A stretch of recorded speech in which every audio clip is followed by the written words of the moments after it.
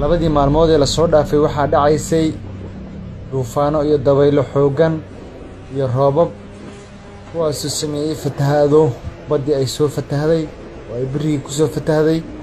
baddii fatahaadaheedii waxay baabi'isay dhirtii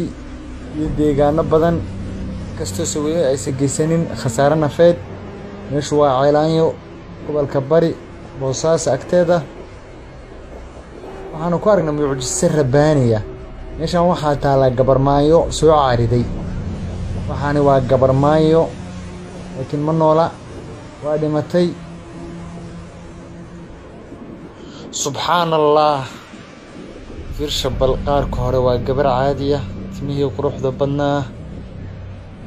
ma noola hadda laakiin waa inaan la aasaa qaarka dambena waa kalluun subxaanallah waa mucjiso rabbaaniya bal eeg oo fiirso timo qurux miirana wejigii iyo sankii iyo indhihii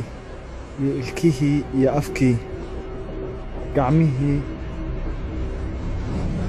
waa gabar caadiga qaarkeeda hore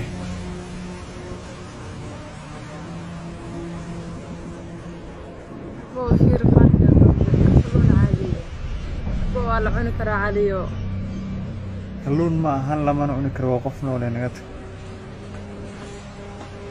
see loo cunaa gabdho badan oo gabarmaayo haddii ay maalin lahaayeen gabdhaha Soomaaliyeed waaba laga tala bixi lahaaba hadda tan waa dhimatay iyadoonan qof noqonin inteeda dambe laakiin biyaha markay ka soo baxaan qaarka dambe lugu ay ka yeeshaan gabar caadi ay noqdaan